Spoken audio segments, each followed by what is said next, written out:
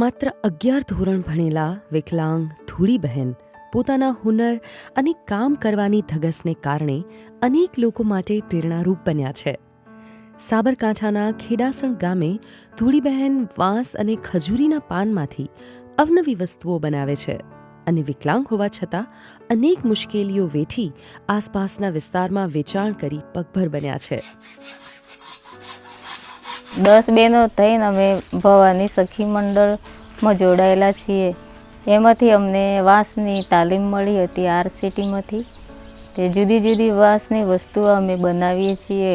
Light lamp, pen box, ચાવી ભરાવા kitchen, માથામાં ભરાવાનું સ્ટીક, એવું જુદી જુદી જાતનું વાંસમાંથી બનાવીએ છીએ. બાંબુ બોટલ, કપ એવું બનાવતા હતા, પણ એટલું બધું ફાવતું નહોતું. પણ ઘરે એકબીજું મોબાઈલ ઉપર ને જોઈ પછી નાની નાની વસ્તુ જે સહેલાઈથી બને એવી બનાવવાનું શરૂ કર્યું. ધૂળીબહેનને બાળપણથી જ પગમાં ક્ષતિ હોવાના કારણે લાકડીના સહારે જ ચાલે છે. તેઓ અભ્યાસ કર્યા પછી ઘરકામ તેમજ સીવણનું કામ કરતા હતા. જોકે તે દરમિયાન તેમને કંઈક નવું કરવાની ઈચ્છા થઈ અને તેઓ સખી મંડળમાં અન્ય બહેનો સાથે જોડાઈને આ કામ કરવાનું નક્કી કર્યું. વેચાણ તો દિવસના 800-900નું થાય છે. આજુબાજુ શ્રાવણ માસમાં મેળા ભરાય છે. તે મેળામાં જઈએ ને તો કોઈક દિવસ 1100નું થાય, કોઈક દિવસ 800-900નું થાય છે. ચાલવા માટે લાકડી લઈને જ ચલાય છે, એમને નથી ચલાતું. પછી જવાનું હોય તો તમારે મેળામાં કેવી રીતે જાવ બધા? કોક મારી હંગાથે આગળ કોક પકડવા સામાન હોય તો હિંમતનગર મેળામાં ગયા હતા. ત્યાં તેજેન્દ્રભાઈ સાહેબ લેવા આવ્યા હતા. બસમાંથી સામાન નીચે કોઈ મૂકી આપે તો પછી એ ગાડી કે લઈને આવે તેમાં જઈને મૂકી આપે.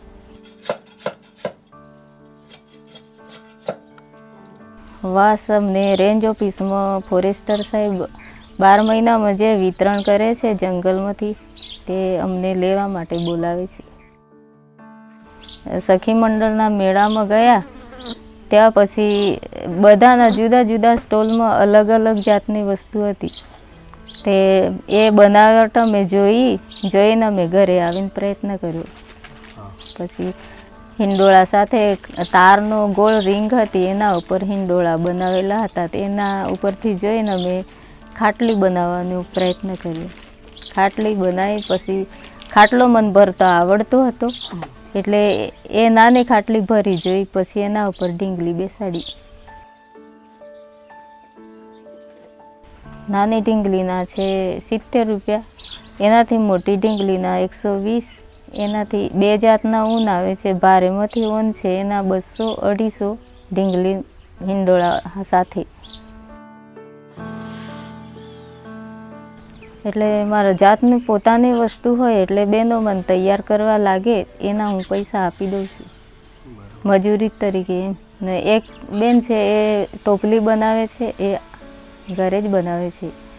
એના 10 ટોપલી બનાવે તો હું વેચાણ કરીને એમને પૈસા આપું છું.